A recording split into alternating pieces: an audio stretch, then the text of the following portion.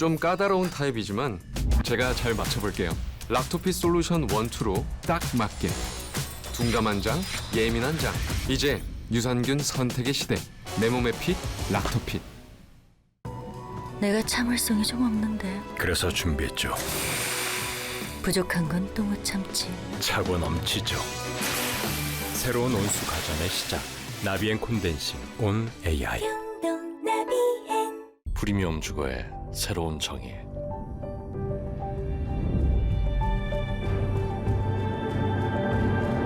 경계를 허물다. 시대의 프리미엄을 세우다. Define.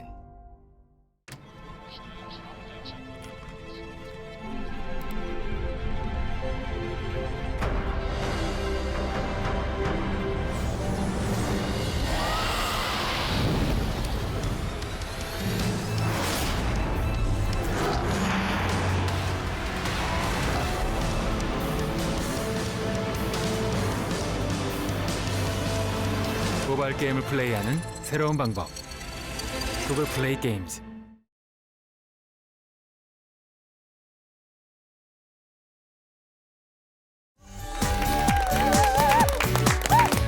매일매일 건강을 경험합니다. 100세 시대 건강방송!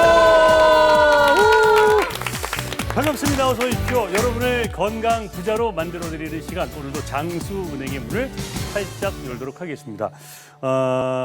조금은 아니다. 왜요? 좀 많이 이르다. 좀 날씨가 좀 선선해지니까 이제 올 한 해도 좀 마감을 해야 되겠구나. 미리미리 이렇게 좀 준비를 하게 되는데, 근데 이게 세월이 누가 쏘았는지 몰라도 이렇게 빨리 가면 왜 이렇게 나이가 빨리 먹는지 모르겠어요. 수림 씨는 지금 나이 인정하십니까? 제 나이가 몇인지 몰라요. 저는 제 나이를 모르는데 남들이 50일이라고 그러더라고요. 그래, 50일이에요. 그래서 5점만 넘어가면 뭐 후딱 지나간 느낌도 들고 네. 아, 내가 늙었구나, 나이 들었나 이런 생각 들 때도 솔직히 있긴 있어요. 그렇죠. 네. 근데 사실 유미 씨는 이런 느낌 잘 모르죠? 나이 든다는 이런 아니요, 느낌. 저도 아니요? 아니요? 저도 사실 제 마음은 아직도 한 22? 정신 연령이 아직 22살이거든요. 정신이 13살이라며. 근데 저도 막 목표가 있고 네. 세워둔 게 있어서 네. 막 마음도 급하고 시간도 너무 빨리 가고 그래, 맞아. 제 나이가 3대라는 게 믿기지가 않아요. 아, 그래요? 네. 아유, 금방 가요. 아, 그럼. 근데 내일 모레쯤 금방- 50일걸? 금방 이게 그러면 금방 언니는 가더라고. 70이신데요? 이게 나이가 금방 가. 이게 근데 지금 나이 얘기하셨잖아요. 네네. 근데 이게 나이가 처음에 왜 이렇게 빨리 가지? 막 했는데 이게 나이가 드는 게 오히려 뭐 그렇게 늘 나쁜 것만 또 아니잖아요. 조 원장님. 맞아. 안 그렇죠. 그렇습니까? 이제 뭐 육체적으로 나이가 들게 되면 일어날 때 관절도 좀 뻐덩뻐덩하고 네. 또 얼굴도 푸석푸석하고 머리카락도 가늘어지고 이런 네. 육체적으로 늙어가면 있지만 네. 우리의 정신은 정신은 철이 들기 시작하는 거죠. 네. 예전에 이해 못했던 것도 이해가 맞아, 되게 되고 맞아. 예전에는 막 화부터 나는 것도 조금 좀 진정이 내려앉고. 되고 맞아. 또 예전에 이해 못했던 그런 장면들도 이제 이해가 가고 역시 변은 익을수록 고개가 고개를 숙이겠다. 근데 그런 걸 이해하면 늙는데요. 그래서 그러니까 그러니까 나이 유미의 들었어. 한마디. 그래서 와, 좋다. 저는 평생 이해하지 않을 거예요. 좋아, 좋아. 그런 네. 어떤 피터팬 그런 정신이 있어야 돼요. 맞아요. 사람은. 그래요. 예. 젊게. 근데 저도 진짜 유미 씨가 계시니까 좀 이게 그죠? 새로운 사고를 하게 되네요. 맞습니다. 그런 것 같아요. 근데 혼란스럽네요. 혼란스러워. 그런 시구 있었잖아요. 지금 알고 있던 걸 그때도 알았더라면 이런 시집이 있었다고 해요. 저는 보진 못했습니다만은. 그러니까 나이가 들면서 얻어지는 지혜 뭐 이런 것들이 있지 않습니까? 네. 우리 주치의분들은 어떤 걸 좀 갖고 계신지 모르겠습니다. 인생의 진리, 나이가 들면서 깨닫는. 자, 우리 장준수 원장님부터 가볼까요? 네. 네. 뭐 제가 나이를 많이 먹지는 않았지만 네. 밥을 많이 먹었죠. 프로틴을 많이 먹었어요. 오늘 드리고 싶은 말씀은 네. 기분이 태도가 되지 말자. 말이 저한테는 최근에 좀 많이 와닿거든요. 예. 제가 이제 어렸을 때는 항상 이렇게 기분 좋은 분들 주변에 있잖아요. 네. 그런 분들을 보면 저 사람은 인생에 어려움이 없나? 왜 순탄했나? 뭐 이렇게만 생각을 하고 네. 이제 저랑은 좀 비교가 되는 뭐 그런 것들도 느끼면서 네, 지냈거든요. 네. 근데 이제 좀 지내 보니까 이게 네. 실제로 사연 없는 인생 없고 진짜 어려움 없으신 분이 없더라고요. 네. 그분이 남들보다 더 노력을 해서 네. 더 이제 주변을 이제 분위기 좋게 하려고 노력을 맞아요. 했던 거였고 네. 그런 게 실제로 더 강하고 멋있는 거라는 거를 깨닫게 됐습니다. 야, 기분이 태도가 되지 말자. 아, 그렇죠. 뭐 기분 좋을 때 막 진로 잘 보시다 기분 안 좋으면 진로 안 보시고 막. 안 되지, 안 되지. 그렇지, 그렇게 되니까. 좋습니다. 안상미 원장님은 어떤 게 있을까요? 저는 걱정하는 일은 대부분 일어나지 않는다. 아, 요새 사실 제가 좀 걱정이 정말 좀 많은 편이라서 네, 네. 이제 뭔가를 앞두면 이렇게 여러 가지를 생각하면서 걱정을 좀 많이 하는 편이었는데 네. 실제로 지나고 보니까 그 중에서 제가 일어나는 최악의 일은 일어난 적이 없더라고요. 네, 네. 그래서 좀 더 마음 편하고 즐겁게 살려고 좀 노력하고 있습니다. 그 터키 속담이가 있지 않습니까? 뭐 걱정을 해서 걱정이 없어지면 걱정이 걱정. 없겠네. 이런 얘기던데 그죠? 실제로 걱정하는 일이 많이 일어나지 않는다. 아, 맞습니다. 오늘 뭐 그 우리 주치분들의 명언을 하나씩 듣고 있는데 이렇게 되면 권영주 원장님 상당히 지금 신박한 압박감을 느끼면서 대답을 하셔야 될 차례인데 권영주 원장님 어떤 지혜가 있을까요? 고민이 많이 되네. 저도 이제 나이가 이제 50인데요. 예. 50이 돼서 이제 전을 돌아보면 하고 싶었던데 계속 할까 말까 고민만 하다가 못했던 일이 너무 많더라고요. 네. 뭐 그림도 그리고 싶고 영어도 열심히 하고 싶고 그다음에 뭐 악기도 배우고 싶고 이런 게 많았는데 고민만 하다가 못했죠. 그래서 50이 되고 이제 새로운 지금 모토 하나 돼야죠. 생겼습니다. 뭡니까? 일단 고민하지 말고 하자. Just Just 일단. do it. Just do it. 이제 시작하자. do it. Just do it. 그래서 이거 Just do it을 네. 제 인생의 목표로 네. 모토로 다시 삼고자 합니다. Just 진짜 do it. 한번 저질러 보는 거죠. 그죠? 맞습니다. 자, 우리 김은웅 교수님은 어떤 게 있을까요? 네, 저는 돌이켜 보면 일만 너무 열심히 해서 뭐 네. 그래서 좀 만족할 만한 성과는 거둔 것 같은데 네. 사실 이 가족들하고 이 행복한 시간은 좀 부족했던 것 같아요. 그래. 뭐 같이 여행을 간다든지 맞아요. 아니면 뭐 같이 맛있는 식사를 한다든지 아니 취미생활 공유하는 거 참 좋은 그런 것 같은데 네. 하루라도 젊을 때 네. 돌이켜 보니까 시행하는 것이 네. 인생의 어떤 진리가 아닌가 싶습니다. 맞아. 워낙 응급 환자를 자주 보시는 파트시니까. 네, 뭐 그래요. 그런 점도 예. 있습니다. 자, 그럼 이제 마지막 남아 있는 우리 성진호 원장님은 네. 예. 어떤 지혜? 저는 이렇게 늦었다고 생각할 때는 네. 정말 늦었더라. 이게 뭐 늦었어. 주식이든 부동산이든 이 네. 진로를 하다 보니까 남들이 이제 돈을 벌었다고 하면 네. 이제 뒤늦게 네. 이때가 제일 빠를 때다 해서 들어가 보면 이게 막차인 경우가 많았어요. 아, 네. 그래서 이게 또 환자들 보다 보면 건강도 그래요. 이 정말 건강이 문제가 돼서 병원을 와 보면 상 좀 늦어 있는 경우가 많거든요. 그렇죠. 맞아요. 그 주식도 투자도 좀 미리미리 챙기자. 네. 그 원장님 좀 많이 아팠던 어떤 과거가 아 예. 많이 떨어졌어요? 마이너스신가 봐요. 어떠냐 이게 참 본인만이 가지고 있는 본인 인생 철학의 경험들이 많이 있고 이것이 이제 이런 큰 명언의 구절이 되긴 한데 우리 백장수가 지금 올해 100살, 101살이구나 참. 아 공식적으로는 제가 이제 102살이나 먹긴 했지만 102살이구나. 네. 예. 거북이들 사이에서는 네. 네, 아직 뭐 청년입니다. 청년. 네, 어르신들 말로 대신할게요. 이 말 한번 들어보셨죠? 네. 어른 되는 순서가 있어도 가른 되는 순서가 없다. 그렇죠. 살아보니까 이 말이 진짜 맞더라고요. 네. 이 한 치 앞도 모르는 인생. 여러분 행복을 좀 나중으로 미루지 말고 사랑하는 사람하고 맛있는 거 마음껏 그래. 먹고 고민하지 말고 걱정하지 말고 하고 싶은 거 그냥 다 하시기 바라겠습니다. 야, 멋져요, 그죠? 자, 그럼 오늘 장수 토크에는 어떤 얘기가 담겨 있는지 궁금합니다. 만나보도록 하겠습니다. 장수국장 막을 올리겠습니다. 장수국장 막을 올려. 환자분 들어오세요. 아이고 선생님 안녕하세요. 안녕하세요. 자기야 나좀 도와줘.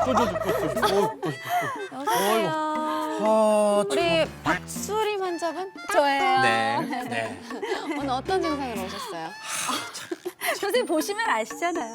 선생님 우리가 10년 동안 그렇게 고생을 했는데 애가 정말. 애가 들어섰는데 드디어 장하다. 정말 이번에는 임신 확실한 것 같습니다. 감사합니다. 애가 생긴다. 네. 일단 보호자님 그리고 네. 예. 고정하시고요. 아, 예. 증상이 어떠시다고요? 도라서면 먹고 싶고 도라서면 먹고 싶고 자꾸 뭔가가 먹고 싶어요. 그리고 속도 울렁거리고요. 그치 그런 것 같아요. 자꾸 또 먹고 나면 졸립고 임신 증상이죠?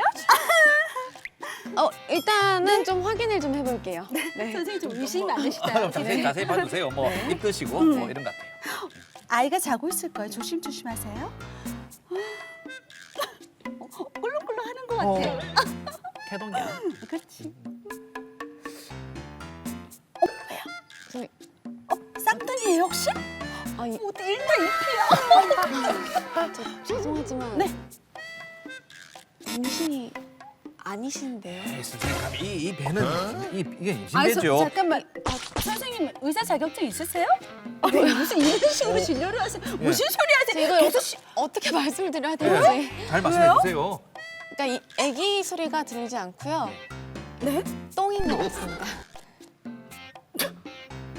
아니 그럼 이게 똥배라고요? 그러니까 많이 드셔서 그런 것 같거든요. 아니 그럼 속이 울렁울렁하는 건 뭐예요 그러면? 너무 많이 드셔서 울렁거리시는 것 같은데 제가 그 처방제로 소화제랑 식욕을 억제에 도와주는 그런 약을 좀 처방해 드릴게요. 뭐야 이거 도대체가? 나 속이 왜 이렇게 울렁거리고 이게 자꾸 먹고 싶냐고요? 왜 자꾸 먹고 싶어요? 그거는 가을이라서 식욕이 땡겨서 먹는 거예요. 내가 작작 먹으라고 얼마나 그래서 매일 먹더니 좀 작작 먹어야지 작작. 땡기면 어떡해? 좀 더 주세요. 아물라. 선생님이랑 좀 더 주세요. 밥 먹고 싶어요. 자, 천고마비. 아, 정말 이 말도 살이 찌고 사람도 더 찌고 살 뭐 찌고. 이런 도대체 이게 식욕이 돋는지 모르겠는데 수화기 계절이라 그런가? 자, 이 가을에 식욕이 느는 이유가 뭐 의학적으로 있습니까? 이게 근거가 있는 얘기인가요, 권 원장님? 예, 아무래도 가을이 수화기 계절이지 않습니까? 네. 그래서 기천에 신선한 과일, 그다음에 곡식, 네. 맛있는 먹거리가 널려 있습니다. 맞습니다. 당연히 식욕이 돋을 수밖에 없겠죠. 네. 그리고 바깥 날씨가 시원해지고 맞아. 좋아지니까요. 진짜 그래서 식욕이. 야외 활동이 많아지고 해서 그러면 또 에너지를 많이 소모하지 않겠습니까? 네. 그럼 또 많이 먹어야 되죠. 그래서 또 식욕이 늡니다. 네. 네. 가을은 식욕의 계절이다. 사람들이 다 이렇게 인식을 하고 있습니다. 네. 그러니까 이런 심리적인 믿음 자체도 식욕을 돋게 하는 원인인 것 같습니다. 가을 되면 누가 식욕이 오른다? 그러니까 내가 먹는 것도 그 이유가 다 있다. 이렇게 네. 느낀다는 거네. 네. 예. 또 있습니까? 한 원장님. 세로토닌도 가을에 식욕이 증가하는 원인 중 하나가 될 수 있습니다. 네, 그 세로토닌은 그 몸 전체에 영향을 미치지만 특히 뇌에서는 기억이나 수면 그리고 기분이나 그 식욕 같은 데도 영향을 미치는데요. 이제 세로토닌이 증가하면 식욕이 다운되고 세로토닌이 감소하면 식욕이 증가합니다. 특히 이 식욕에 있어서 세로토닌은 탄수화물 섭취랑 관련이 굉장히 깊은데요. 네.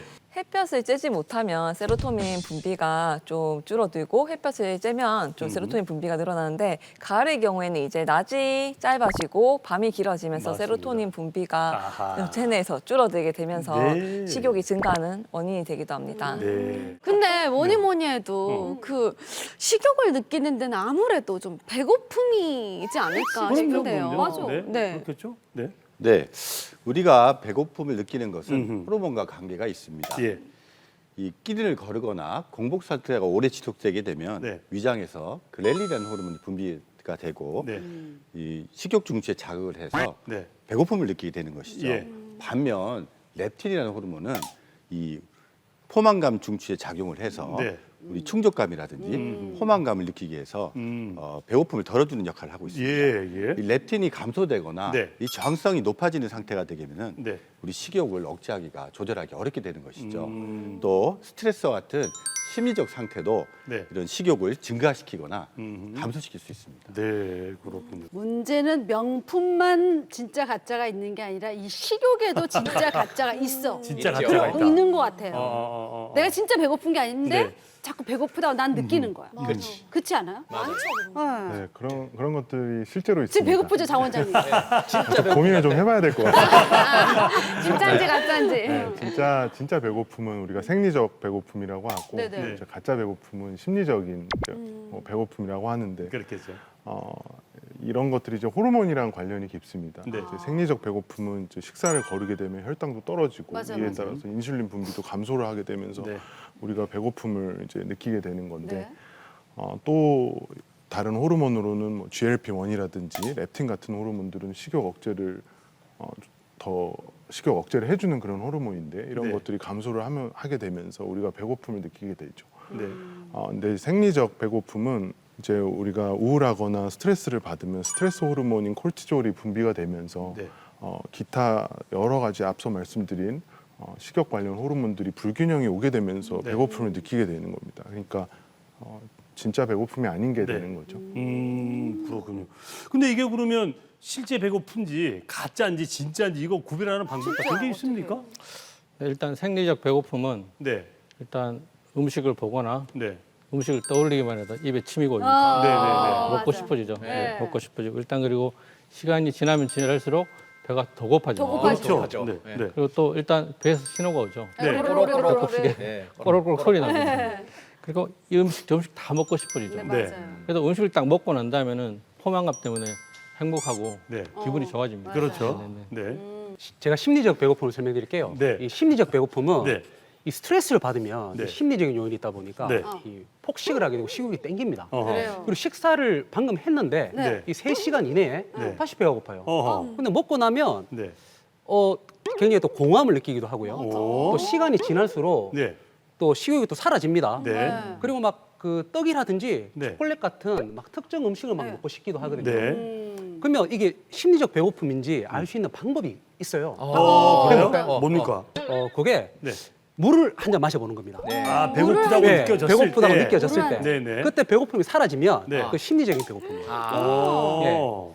몸은 이 물을 먹고 싶은 욕구와 네. 또 이 음식을 먹고 싶은 욕구를 확실하게 구분하지 못하거든요. 아, 그래요? 예. 너무 신기하다. 그래서 물 마셔보면 네. 심리적 배고픔이 사라집니다. 오. 지금 물 마셨더니 배부른데요. 그러면 자, 그런데 그럼 이제 뭐지? 가을이 되어서 네. 이 생리적으로든 심리적으로든 네. 막 식욕이 땡겨서 네. 먹었어요. 네. 한 달 만에 네. 2, 3kg 찌는 거는 일도 아이고, 아니거든요. 그거 뭐 진짜 금방 맞죠. 찌죠. 그렇죠. 금방 근데 찌죠. 여기서 문제가 금방 쪘던 2, 3kg를 네. 빨리 빼지 않으면 네. 그냥 몸에 굳어버린다. 이런 이야기 있지 않습니까? 빨리 빼야 그런 돼. 이야기가 그럼 빨리 있어요? 빼야 되지 않나? 이거죠. 그런 얘기가 있습니까? 예. 맞습니다. 그 아, 진짜? 맞죠? 오. 단기간에 2, 3kg씩 정말 급격하게 찐 살은 네. 2주 내에 빨리 빼야지 좀 효과적으로 뺄 수가 있습니다. 네. 예, 왜냐하면 이렇게 급격하게 찐 살은 이제 실제 지방이 아니라 글리코겐의 형태가 일시적으로 좀 축적이 된 건데 이 글리코겐은 일종의 다당류인데 신체에 포도당이 혈중에 좀 필요보다 과다하게 들어왔을 때 네. 글리코겐의 형태로 간과 근육에 저장이 되게 됩니다. 네. 예를 들어서 글리코겐 1kg를 빼는데 필요한 칼로리가 네. 지방의 7분의 1에 불과하기 때문에 오. 이 글리코겐의 형태로 빼는 게 훨씬 효과적이거든요. 네. 그래서 급하게 찐 살은 빨리 빼는 게 훨씬 잘 뺄 수 있습니다. 오, 그렇군요. 저 같은 경우는 다이어트를 많이 하잖아요. 친구들도 마찬가지인데 이제 우리가 많이 먹다 보면 한 2kg 금방 찌잖아요. 어떻게 너 2kg 쪘어? 하면 위로한답시고 야 그거 수분이야. 아직까지. 2주 안에 빼면 금방 빠져. 이렇게 아, 얘기를 진짜? 해요. 오, 네, 얘기가 위로한답시고. 많네. 근데 그 얘기가 여기서부터 나온 얘기인 것 같아요. 그러네. 근데 2주 안에 빼야 해요? 왜? 그러게. 왜? 골든 타임입니까 이거? 골든 타임이게? 네. 2주 안에 감량을 강조하는 이유는 글리코겐의 저장 능력 한계치가 2주이기 때문에 2주 지나면 어렵구나. 2주 후가 되면 글리코겐은 지방으로 전환이 되는 이미 거죠. 전환이 돼버렸어. 그렇죠. 글리코겐이 지방으로 전환되게 되면 몸 안에 쌓이기 시작하고 예. 또 살을 빼기 힘들어집니다. 또한 지방세포가 증식하는 속도가 빨라지면서 예. 살이 체중이 쉽게 증가하게 되겠죠. 따라서 2주 동안은 네. 그 평소 먹던 음식 섭취량의 네. 2에서 30%를 줄이시고 또 또 유산소 운동을 통해서 네. 체내에 축적된 글리코겐을 소비하셔야 돼요. 그렇겠네. 진짜 이해가 되네요. 법원에서는 4주 후에 뵙겠습니다. 이러는데 다이어트는 2주 안에 해야 되는 거네요. 아 그럼 실제로 한 오늘 진짜 너무 폭식했다 하면은 다음 날은 좀 안 먹고 소식하는 게 그러니까. 좋지. 이렇게 그렇게. 하는 게 많네요. 그렇겠죠. 네, 아무래도. 근데 진짜 네. 식욕 관리를 잘 해야 되는데 한 번 터진 입은 걷잡을 수가 없어. 너무 식욕이 왕성해서 계속 먹고 싶어요. 예. 그렇지 않아요, 장 원장님? 네. 만만한 게 장 원장님이야. 식욕이 좋아요. 어떻게 진짜 방법이 없을까요? 요새 또 맛있는 게 굉장히 많잖아요. 너무 많아. 정말 네. 다이어트하기 너무 힘듭니다. 네. 또 막 너무 과도하게 내 정신력을 넘어서서 다이어트를 하게 되면 막 폭식하게 되고 네. 이게 자꾸 반복이 되죠. 조금 실천하기 쉬운 팁을 하나 드리자면 네. 식사를 천천히 20분 동안 최소 20분 동안 하셔라입니다. 네. 앞에서 이제 여러 가지 이제 식욕을 조절하는 그런 호르몬들, 네. 렙틴이라든지 뭐 GLP-1, 뭐 인슐린 이런 호르몬들이 나왔는데 네. 이런 호르몬들은 실제로 음식이 소화가 되고 여러 가지 단계를 거쳐야만 나오는 것들이기 때문에 이 시간 자체가 최소 20분으로 알려져 있습니다. 그래서 좀 그래도 기본적으로 식사를 하실 때 천천히 20분에 걸쳐서 꼭꼭 씹어 먹으면 도움이 많이 되지 않을까 생각이 됩니다. 이게 천천히 먹으라 그래도 참 이제 아는데 이게 실행이 잘 안 되는 게 문제죠. 막 누가 먹을까 봐 같이 먹게 되죠. 혼자 먹으면 좀 몰라. 금방 없어져. 맞아, 먹게 되죠. 자, 성길 원장님 혹시 참 나오신 김에 이게 뭐 식욕 억제에 좋은 뭐 이런 뭐 혈자리 같은 거. 아, 예. 있습니까? 예, 특급 혈자리를 알려드리도록 하겠습니다. 진짜? 예. 이 밥 먹고 나서 돌아서서 이제 한 공기가 더 먹고 싶다. 또 떡이 먹고 싶다. 이런 분들은 자 우리가 귀가 이 호르몬과 관련되는 그런 혈자리가 되게 많습니다. 그래서 귀 위쪽에 이 신문이라는 혈자리는 이 정신의 관문이라고 이 정신적인 스트레스 로 인한 식욕 증가에 도움이 되고요. 여기 위가? 예, 귀 아래쪽에 있는 내분비라는 혈자리는 내분비라는 혈자리 이름입니다. 예, 그 혈자리 이름인데 그 자리는 이 호르몬의 과다한 분비를 좀 조절해주는 그런 효과가 있어요. 그래서 쉽게 말하면 귀를 위쪽으로 좀 잡아 당겨주시고 식욕이 당길 때 또 아래쪽으로 이렇게 잡아 당겨서 자극을 주시면 급하시면 양쪽으로 이렇게 잡아 당겨도 됩니다. 이렇게 자극을 주시면 식욕이 과도하게 올라올 때 진정되는 효과가 제법 있습니다. 그 왼쪽 오른쪽은 상관없나요? 상관없지. 급하니까 양쪽으로 다 당기시면 돼요. 그래서 예전에 저희 어머니가 뭐 밥 더 먹냐면 야 임마. 그렇죠. 아니 진짜 원장님 귀가 위로 올라가 있어. 너무 많이 잡아당겼었나 봐. 위로 올라와 있다고요? 그러니까 도시락 아니 3교시 끝나고 왜 밥을 먹냐고 선생님이 일어나. 3교시 건 두 공기째인데? 그러니까 그래서 마르셨나? 이거 뭐 여기 잡아당겨. 알겠습니다. 소크라테스가 그 당시 이 말을 했답니다. 살기 위해 먹어야지 먹기 위해 살아서는 안 된다. 그런 얘기 했다는데 뭐 식욕까지 인간의 본능이겠지만 식탐을 줄이는 건 우리의 몫일 것 같습니다. 자, 이어서 100세를 향해 달려가는 우리 어르신들의 건강 비결책을 배워보는 시간 브라보 100세 라이프 준비했는데 오늘 어떤 분이 나오실지 기대됩니다. 같이 보시죠. 부산 중앙동 지하상가. 이곳에 아주 특별한 걸 수집하는 분이 계시다고 하는데요. 벽면을 가득 채운 것은 바로 오래된 우표와 화폐들. 깔끔한 양복 차림으로 수십 년째 이곳을 지켜오고 있는 오늘의 주인공, 김은우 어르신입니다. 우표 수집은 저는 초등학교 5학년 때부터 시작했어요. 그 우표의 그 도안이 다 다르고 그 도안 안에 그 사실을 기록한 하나의 그 적은 종이지만은 거기에 그 나라의 정치, 경제, 문화 모든 게 다 포함되어 있기 때문에 거기 매력을 느껴가지고 수집을 하게 됐어요. 평생을 발품 팔아 모은 우표들. 수집책 한 권 한 권마다 특별한 의미를 담은 우표가 가득한데요. 그가 가장 아끼는 건 뭘까요? 제가 가장 애정하는 우표는 그 우리나라 최초 우표입니다. 1884년도 10월 1일 날 발행한 오문 5종의 우표입니다. 이 우표라는 거는 그 안에 도안이 다 색다르고 그 우표 도안이 어떤 추상적인 게 아니고 사실을 기록한 하나의 정지입니다. 그래서 그거를 수집하게 되면 새로운 맛도 있고 엄청 흥미를 느끼게 됩니다. 평소 접하기 힘든 희귀한 우표들이 이곳에 다 모였습니다. 우리 역사를 엿볼 수 있는 것부터 애니메이션 캐릭터 우표도 있고요. 그때 그 시절의 화폐들까지 눈길을 사로잡습니다. 우표 정리를 끝내고 컴퓨터 앞에 앉은 어르신. 대체 뭘 하고 계신 걸까요? 지금 이 작업은 이제 홈페이지에서 우표 수집가로부터 이제 그 필요한 것이 주문이 들어왔을 때 이제 홈페이지에 그 전체를 체크해가지고 이제 발송 준비를 하고 있습니다. 일을 마치고 잠깐 휴식 시간. 이때 집에서 아내가 싸준 건강한 간식도 드시는데요. 선생님 간식을 자주 챙겨 드시나 봐요? 네, 늘 먹고 있습니다. 주로 이제 간식은 뭐 이 고구마나 견과류 또 그다음에 과일은 이게 그 사과나 바나나 종류 뭐 늘 챙겨 먹고 있습니다. 잠시 후 가게 문을 잠그고 어디론가 가는 어르신. 바로 옆에 있는 가게를 찾았는데요. 이분은 어르신 친구분이라고 합니다. 하루 대부분을 홀로 일하다 보니 자주 만나 이런저런 담소를 나눈다고 하시네요. 주로 이제 비즈니스하고 이제 서로 또 만나가지고 세상 사는 이야기도 하고 그러잖아요. 응? 어느덧 점심시간. 자주 찾는 백반 가게에서 식사를 하는 두 분. 동갑이지만 서로 배울 게 많다고 합니다. 성실하시고 출퇴근 정확하시고 365일 넥타이 매시고 손님한테 대하는 걸 많이 배우고 있습니다.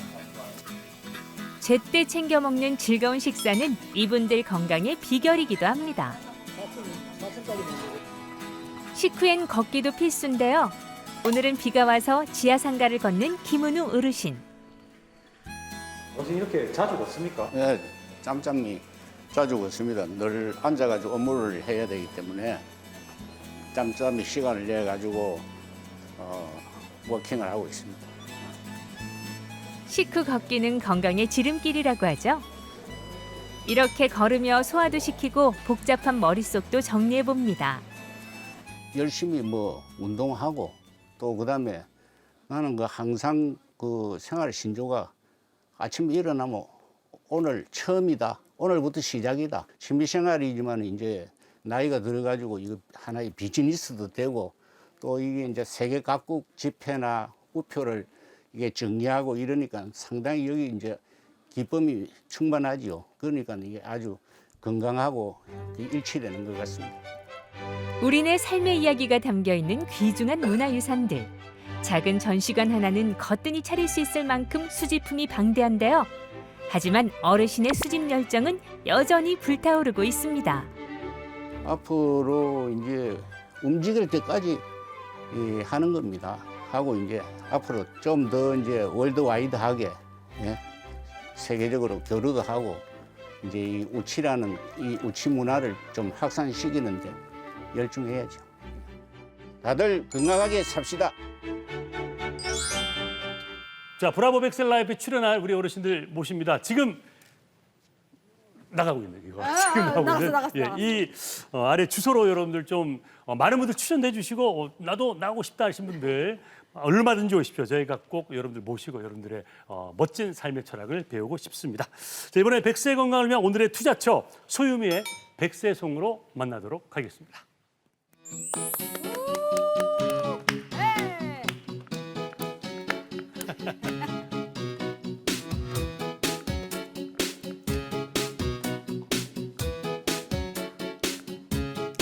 심장의 관상동맥 심혈관 좁아졌어 심장이 바운스 바운스 두근데 멈출까봐 겁나 한참을 버티다가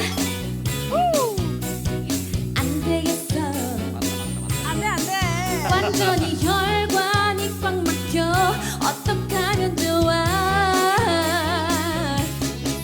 급성 심근경색 발생했어 재빨리 골든타임 지켜야 해 Baby you're my trampoline You make me bounce bounce bounce bounce bounce bounce 특별한 증상 없이 갑자기 가슴을 쥐어짜는 듯한 통증이 와 어쩌면 우린 벌써 알고 있어 그토록 찾아 헤매 혈관 건강 지켜야만 하는 걸 You make me bounce You make me bounce, bounce, hey, bounce, bounce, 지켜야 해. 120분의 골든 타임, 빨리 병원 찾아가 혈관을 뚫어야지 살 수 있어.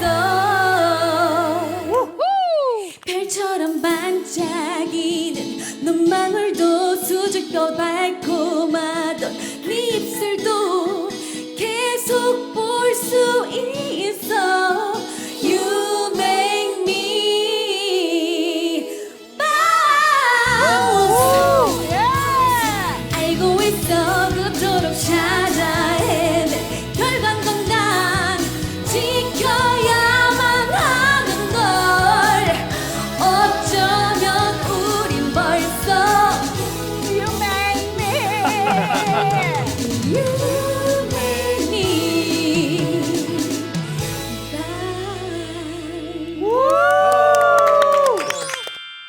자, 오늘의 투자처 120분 골든 타임을 사수하라. 급성 심근경색입니다.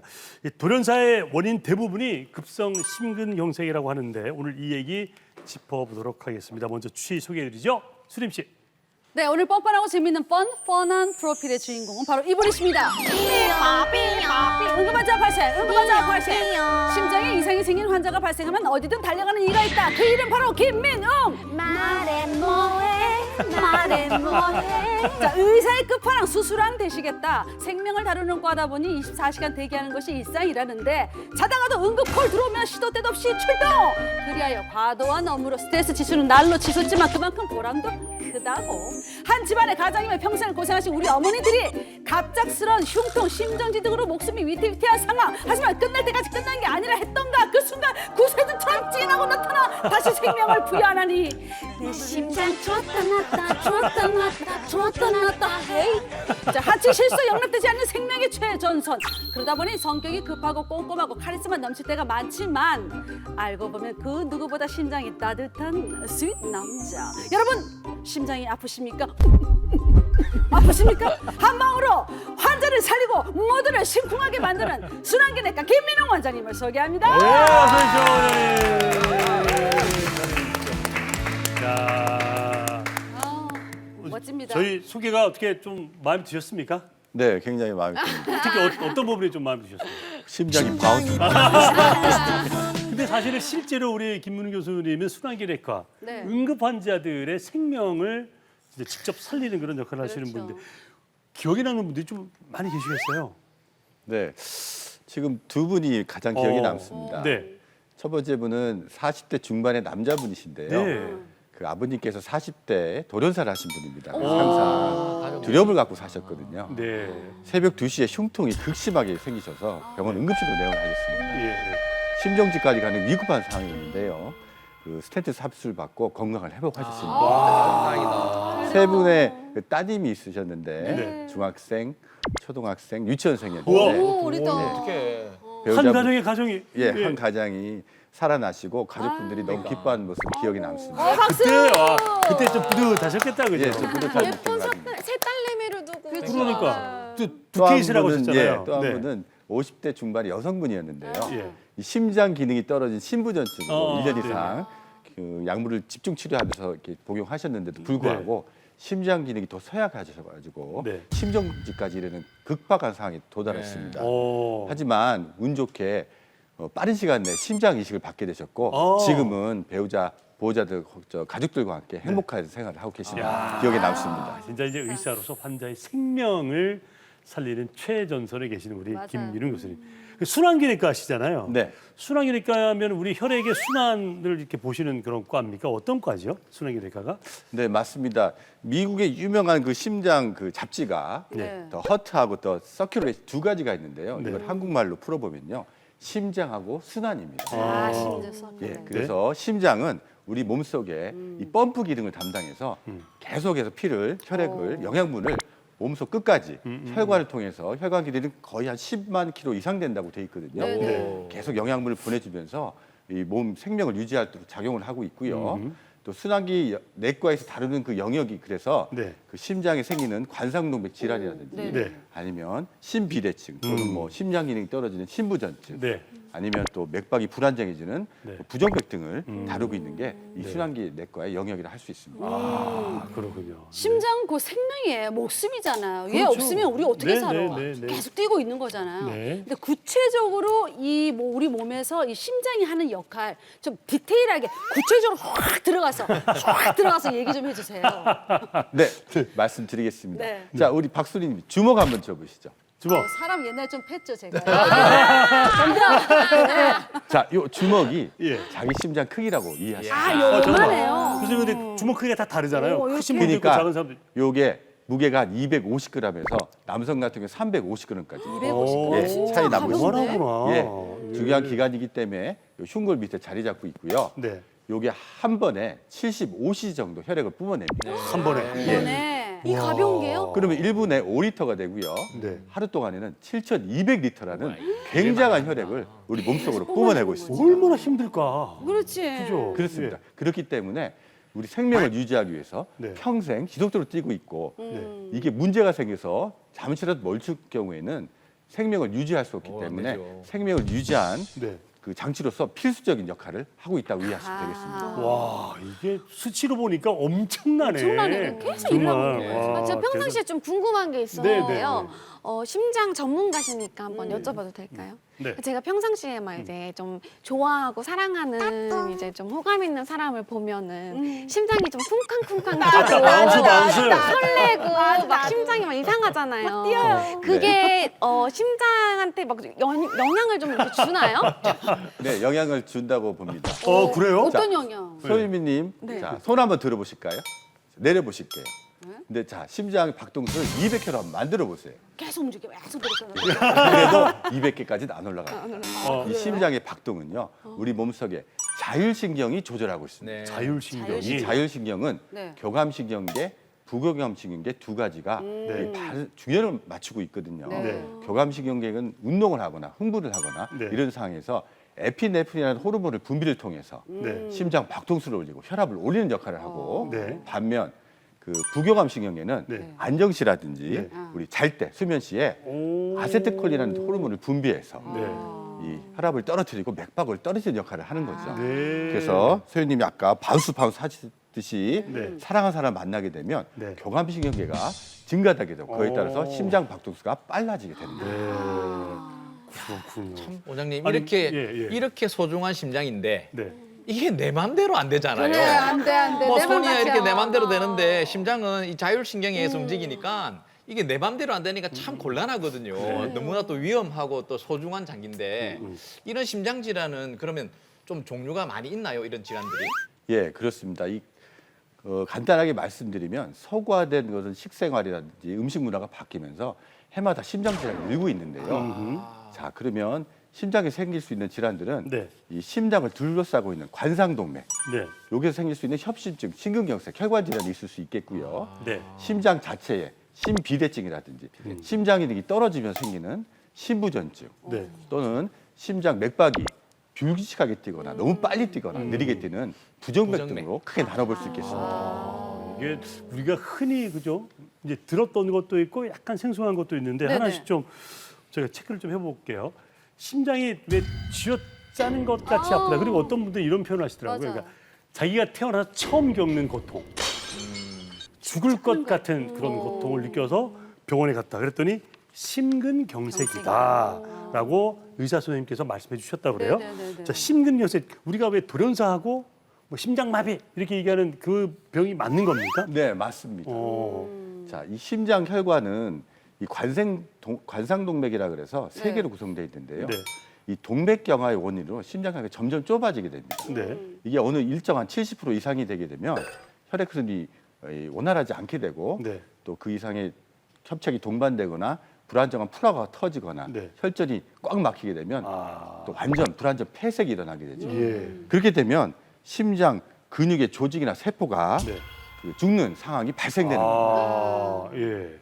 이게 발생되게 되면 심정지에 이를 수도 있고 네. 그 생명을 네. 잃을 수 있는 큰 치명적인 결과를 초래할 수 있습니다. 한마디로 심근경색은 심장 근육이 죽어가는 상태로 이해하시면 됩니다. 근데 우리가 그런 질환을 얘기할 때 뭐 만성이 있고 급성이 있잖아요. 근데 급성은 갑자기 뭔가 나타나는 거.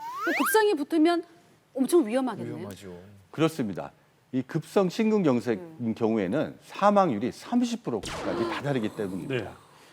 이 생명과 직결되죠. 환자 절반 이상은 병원에 도착하기 사망하기 쉽습니다. 도착하기 전에. 예. 또 심한 경우에는 1시간 내에 사망까지 이어지기도 하는데요. 그런 경우를 돌연사라고 정의하고 있습니다. 이 돌연사의 80%가 심근경색이 차지하고 있습니다. 그런데 불행하게도 이 심근경색 환자의 30% 정도는 평소에 아무런 증상을 느끼지 않다가 갑자기 오는 경우가 있어요. 너무 억울한데? 무섭기도 하고. 그래서 주의가 필요한데요. 이 심장혈관은 70% 정도 이상의 협착이 동반돼야 운동 시에 그 가슴 통증이라든지 답답함을 일으킬 수 있고요. 그 이상 진행돼서 이제 완전히 폐쇄되게 되면은 이 극심한 통증.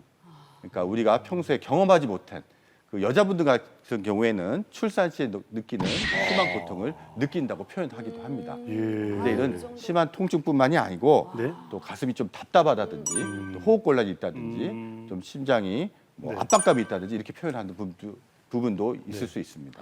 아 그러면 그 30%는 못 느끼신다 하셨잖아요. 네. 아예 못 느끼시다가 그냥 그럼 돌아가시는 거죠. 바로 의식을 잃으시는 거예요? 쓰러지시니까. 아파하시다가요? 예, 그 30% 정도 환자는 그동안 심한 통증을 호소하면서 응급실로 내원하시기도 하고요. 바로 통증을 심정지까지 이어지게 되면 이제 쓰러진 상태로 쓰러지시죠. 병원 응급실로 내원하시게 됩니다. 사실 이게 통증이 딱 나타났다. 아까 응급실로 바로 가라 그러셨잖아요. 네. 골든타임이 정확하게 어떻게 됩니까? 예, 급성 심근경색의 골든타임은 증상이 발생하고 치료까지 120분 기준으로 보고 있습니다. 2시간이요? 예, 2시간이요. 발병하고 증상을 느끼고 치료가 끝날 때까지가 120분. 예. 그런데 심정지가 발생되는 경우에는 골든타임이 4분으로 줄어듭니다. 4분이에요? 예. 심정지가 생기면? 예. 예. 그 이유는 4분만 심장이 멈추게 되면 내로 가는 혈액이 없어지기 때문에 허일성 뇌손상으로 돌이킬 수 없는 장애를 일으킬 수 있기 때문이죠. 그렇군요. 그래서 빠른 시간 내에 골든타임 내에 치료받는 게 중요한데 제가 이제 외래견이나 아니면 응급실 치료를 많이 하다 보면 겪는 경험인데 이 고령의 나이 드신 분들은요 증상이 생기게 되면 일단 자식분한테 전화할 겁니다. 맞아. 어디 아프고 저기 아프다. 맞아. 그러면 자식분이 집에 가게 되고요. 또 집에서 모시고 또 병원까지 가게 되면 일단 1시간, 2시간 골든타임이 사라지게 됩니다. 그거 어떻게 해야 됩니까? 바로 불러요. 119 전화요? 우리나라는요. 119 시스템이 가장 선진화된 나라입니다. 그렇구나. 네. 코로나 영향 때문에 119에서는 그 시술 가능한 병원 또 시술 가능한 의사가 있는지 중환자실이 있는지도 다 알아보는 상태에서 그 환자분이 계신 지역에서 제일 가까운 병원으로 모시고 가고 그런 최신의 의료 서비스를 제공하고 있습니다. 네. 와. 근데 어떤 분 너무 급하면 119가 몇 번이요? 119가 몇 번이요? 막 이러시거든요. 119 누르시면 돼, 그렇죠? 맞습니다. 당황하면 그럴 수도 있을 것 같아요. 야, 진짜 근데 진짜 오랜만에 저희가 생사를 다루는 그럼요. 질병을 하다 보니까 이런 얘기를 하게 되고 정말 119를 빨리 눌러서 이제 본인의 생명을 살려야 되는데 우리가 겪어보지 않았잖아요.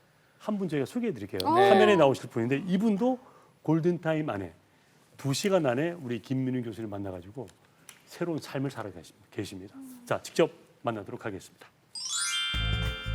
급성 심근경색 치료 후 건강을 되찾은 전병훈 씨. 그동안 여러 증상이 있었지만 그냥 넘기기 일쑤였다는데요. 가슴이 통증이 있거나 이런 게 아니고 이제 밥을 약간 가했다, 가식, 체한 느낌. 그거에서 이제 소화제 하나 먹고 와이프하고 이제 카페 갔어, 커피 마시러. 근데 그때부터 가슴이 답답한 게 좀 심해져요. 식은땀이 나고 아주 막 불편해지죠. 저는 그때까지도 심장 문제로 생각을 안 하고 소화기 쪽에 문제가 있다 이래가지고 병원을 응급실로 왔죠. 자칫 돌연사를 부를 수도 있는 위험한 질환. 평소 관리가 중요한 만큼 치료 후에도 꾸준히 검진을 해오고 있습니다. 저희 병원 응급실 내원 1시간 전부터 발생한 반복되는 흉통이 지속되시다가 어느 30분 이후부터는 계속해서 흉통이 생기신 거죠. 그래서 저희 병원 응급실로 내원하시게 됐습니다. 급성 심근경색으로 진단이 돼서 관상동맥 조영술 및 풍선 확장술, 스텐트 삽입술을 받은 관상동맥 중재술을 시행받은 경우입니다. 의료용관을 관상동맥에 넣어 촬영하면서 검사하는 관상동맥 조형술. 이를 통해 병변의 정확한 위치를 파악할 수 있습니다. 스텐트 시술이 완벽하게 잘 끝났고 약을 복용을 꾸준하게 잘 하시고 또 운동도 하시면서 오히려 나머지 혈관도 더 건강해져서 긍정적이고 행복한 삶을 살고 계십니다. 왼쪽에서부터 생기는 흉통이 전형적이고요. 그 외에도 오른쪽이나 등이나 팔로 또 연관되는 방사통이 있을 수 있습니다. 그래서 방사통이 있거나 10분 이상 흉통이 지속되는데 식은땀이 동반되는 경우는 강력하게 급성 심근경색이 의심되므로 빠른 시간 내에 심혈관 센터가 있는 병원을 방문하셔서 적절한 치료를 받는 게 매우 중요하겠습니다. 이렇게 긴급성 심근경색이라도 치료를 잘 받고 나시면 처음 새 출발하시는 거기 때문에 옛날 위험인자 이런 것만 잘 관리하시면 그대로 평생 잘 살 수 있다 이런 개념이에요. 당뇨, 고혈압, 고지혈증, 나이, 담배 가족력을 갖고 계시든지 가족 중에 급사를 한 가족력이 있으면 빠른 시간 내에 심혈관 센터가 있는 병원에 가서 미리 조기 발견하는 것이 매우 중요하다고 할 수 있겠습니다. 적절한 체중을 유지하시고 적절한 운동이 또 필요하겠습니다. 그래서 신선한 채소, 과일, 또 견과류, 또 유기농 제품 등을 저지방으로 또 이용하시고 해서 적절한 체중을 유지하시는 게 매우 바람직하다고 생각하겠습니다. 이제는 계단을 오를 때도 문제가 없다는 전병훈 씨. 앞으로는 건강에 더욱 신경 쓰리라 다짐해 봅니다. 예전에는 약간 비스듬한 길도 힘들었어요. 지금은 계단도 뭐 뛰어갈 정도까지 이제 몸이 만들어졌어요. 좀 더 몸을 만들면은 지리산 한번 오르고 싶어요. 심장이 탈이 나면서 그 옛날에 그 추억으로만 남아 있는데 그 추억을 다시 한번 도전해 보고 싶어요. 환자분은 괜찮으신 거죠? 그죠? 예, 환자분은 뭐 다행히 건강하게 생활하고 계십니다. 예, 이럴 때 박수 한번 보내드려야 되는 거 아닙니까? 네. 정말 고생하셨습니다. 그러니까 어떤 시술을 우리가 뭐 흔히 말하는 스텐트 뭐 이런 걸 하신 겁니까? 어떤 걸 하셨는지? 네, 맞습니다. 이 급성 심근경색이 발생되게 되면 관상동맥이 거의 완전 폐쇄인 상태이기 때문에 저희가 수술을 하지 않고 시술을 통해서 머리카락 굵기의 유도철선을 이용하고 그다음 풍선 확장술, 그다음 그 혈관에 맞는 스텐트 삽입술을 하게 돼서 그 관상동맥을 원래 상태의 혈관으로 복원시키게 되죠. 그러면 심장의 근육에 원활하게 혈액 흐름이 형성되면서 이 치료가 되겠습니다. 시술 후에 그 네. 주의할 점이 참 많다 하더라고요. 자, 많기보다는 중요한 게 첫 번째, 철저한 약물 복용입니다. 약물을 제대로 잘 드셔야 괜찮다고 또 안 드시는구나. 그렇죠. 스텐트 삽입 후에 우리가 그 항혈절제를 사용하는데요. 주로 아스피린, 프라피스 같은 약을 써서 스텐트 내 혈전 예방을 하고 있습니다. 근데 환자분들이 증상이 없다고 다 나았다고 임의로 약을 중단하시거나 치과 치료 받거나 내시경 검사한다고 임의로 약을 1년 내에 끊다가 심근경색이 재발돼서 다시 응급실로 내원하는 경우도 있습니다. 특히 주의하셔야 되겠습니다. 네, 약물. 그런데 교수님 우리 지금 날씨가 차가워지고 있잖아요. 차가워지면 물론 일상생활도 주의를 좀 해야 되겠지만 역시나 이 날씨가 추워지면 심혈관 질환 쪽의 위험도가 더 높아질 것 같은데 아무래도 계절과도 관계가 좀 있는 거죠? 네, 맞습니다. 날씨가 쌀쌀하기 시작하면 심혈관 질환이 잘 나타나는 계절이 됩니다. 그래서 실제 기온이 1도 떨어질 때 수축기 혈압은 1.9mm 머큐리가 올라가게 되고 이항기 혈압은 0.9mm 머큐리가 상승하게 되죠. 통계청 자료에 따르면 심혈관 질환으로 사망하는 사람의 수는 여름철보다 이 겨울철에 특히 9월부터 2월까지 10에서 24%까지 더 늘어나고 보고하고 있습니다.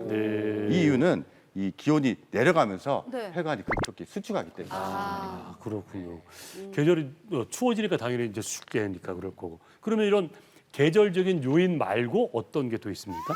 예, 이 심근경색의 대표적인 요인은요, 당뇨, 고혈압, 고지혈증, 나이, 담배, 가족력 등이 있습니다. 여기서 성인병이 있을 경우에는 일반인보다 6배가 아니라 더 위험한 것으로 알려져 있고요. 또 심장질환으로 사망한 가족이 있는 경우에는 한 위험률이 3-4배 더 높다고 보고하고 있습니다. 또 서구화된 음식이나 식습관이 이런 또 심근경색의 발생률을 높이기도 있고 한 게 사실입니다. 그렇군요.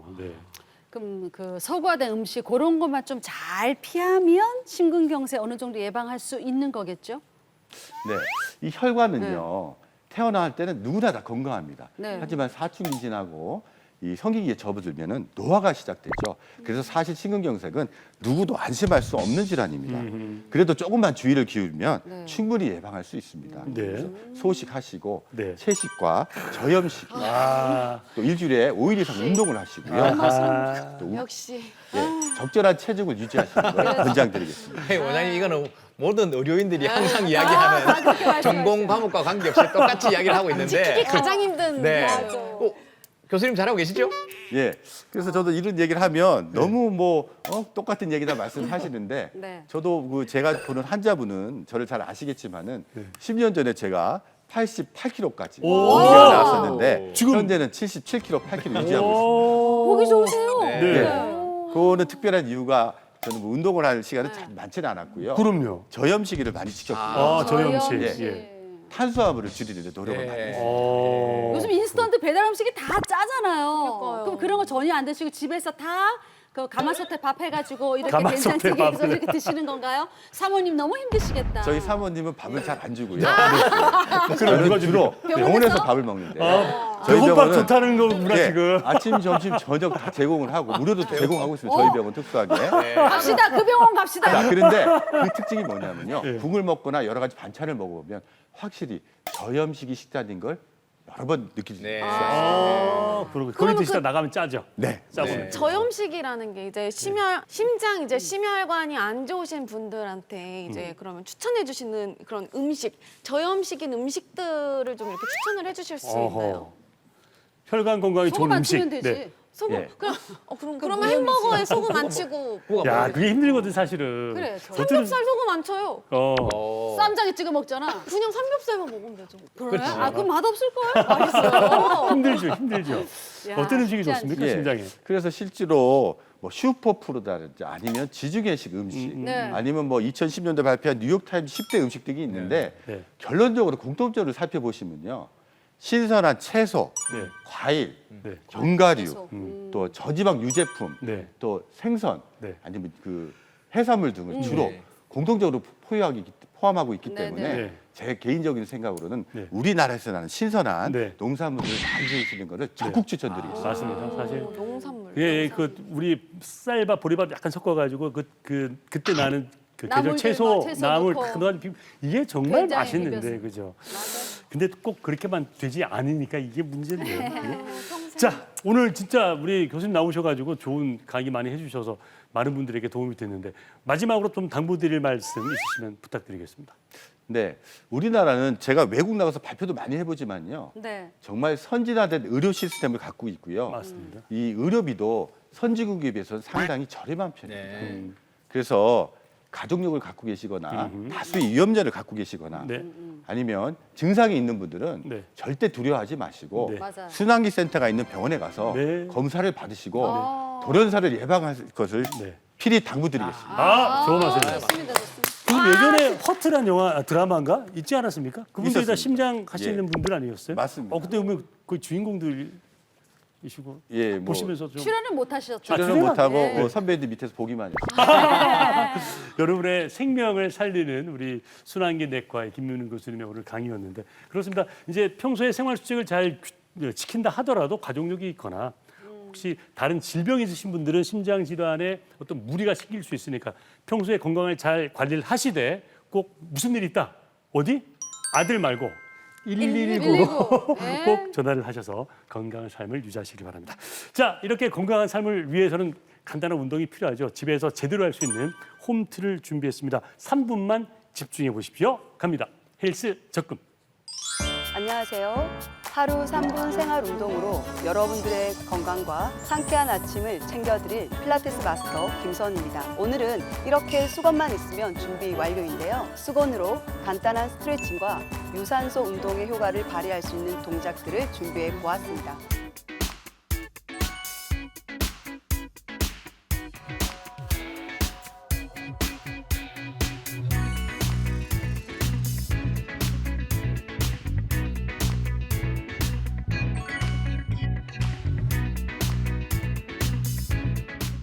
첫 번째 동작입니다. 양 다리를 나의 골반 넓이의 2배 이상 넓게 편안하게 벌려 놓으시고요. 자, 잡고 있는 수건을 타올 끝을 잡고 가슴을 활짝 열어 놓도록 하겠습니다. 양팔을 머리 위로 뻗어 올려 놓겠습니다. 이때 어깨가 올라가지 않도록 등 뒤쪽을 아래로 내려서 복부를 척추 뒤쪽으로 붙여 넣는다라고 생각으로 척추를 곧게 세워 놓겠습니다. 숨들여 마시고 내쉬면서 옆구리 스트레칭합니다. 이때 골반이 반대쪽에서 과도하게 빠지지 않도록 엉덩이를 수축하고 귀와 어깨가 멀어진다라는 느낌을 받도록 하겠습니다. 편 호흡에 상체 세워놓습니다. 다시 한 번 더 숨 크게 들여 마시고 어깨를 아래로 내리고 복부 수축. 내쉬면서 오른쪽으로 한 번 더 스트레칭합니다.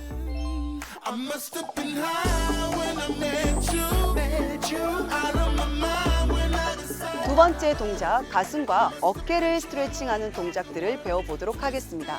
먼저 옆 측면으로 쓰시고 오른 다리를 앞쪽으로 뻗어 왼 다리는 뒤쪽으로 길게 뻗어 놓겠습니다. 이때 뒤꿈치가 들려도 되지만 최대한 뒤꿈치를 바닥 아래로 내려놓고 앞에 있는 무릎이 안쪽으로 들어오지 않게 골반과 무릎, 두 번째 발가락이 일직선이 되도록 하겠습니다. 양 타올을 양손 끝으로 당겨서 살짝 저항을 주시고요.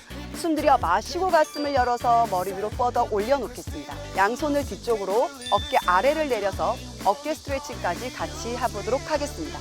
다시 숨 크게 들여 마시고요. 내쉬면서 한 번 더 뒤쪽으로 내려놓으시고 숨들여 마시고 팔 올려서 편안하게 내쉬면서 다리를 모으겠습니다. 이렇게 해서 동작을 2-3번 반복해 보도록 하겠습니다.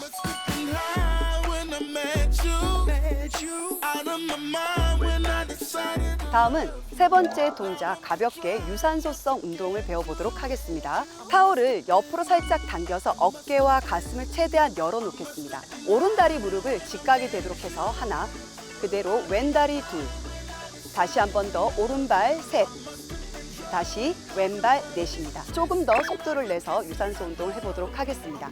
오른다리부터 1, 2, 셋, 넷, 5, 6, 7, 8. 자, 이 자세가 잘 된다면요. 양팔을 머리 위로 뻗어 올려서 위에 있던 팔을 아래로 무릎을 터치한다라는 느낌으로 아래로 내리면서 발과 동시에 시작해 보도록 하겠습니다. 하나, 둘. 자, 조금 더 활기차게 무릎을 높게 들어 올려서 4, 5, 6, 7, 8.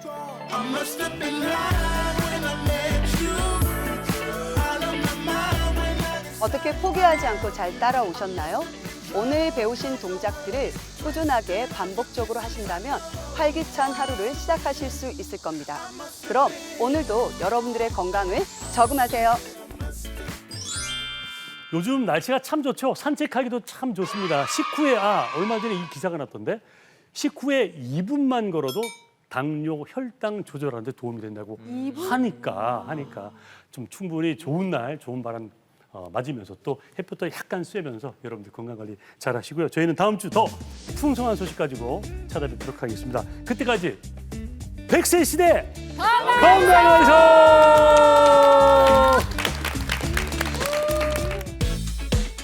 프로그램에 참여하신 분들께는 사운스반 데코 호텔에서 숙박권을, 자연주의 키라니아에서 천연 성분 염색제와 기능성 샴푸를, 메디오로에서 여성들을 위한 퍼퓸 미스트를 드립니다.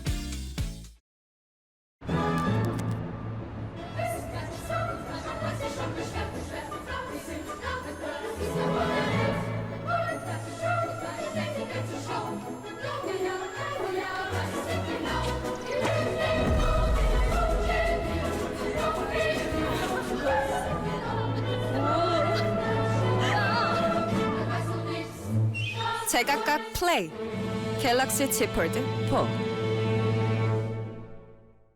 우리 몸 제대로 만들려고 PT 받잖아. 자, 그럼 네 성적도 제대로 만들려면 뭐 받아야겠어? PT잖아. 영어, 수학 다 PT 받아야 돼. 기억해. 퍼스널 티칭. PT는 확실히 달라. 밀당 PT. 나와 하나가 되어줘. 금융에 바라는 것이 이토록 다양해진 시대. 연결이라는 크고 깊은 변화로 모두의 금융이 되겠습니다. 하나로 연결된 모두의 금융, 하나금융그룹. 다이어트 정체기, 덜 먹고 더 움직인 당신의 노력이 헛되지 않도록 팍시 다이어트를 더해보세요. 체지방 감소에 도움을 줄 수 있는 팍시 다이어트. 약사가 설계하다 팍시 다이어트.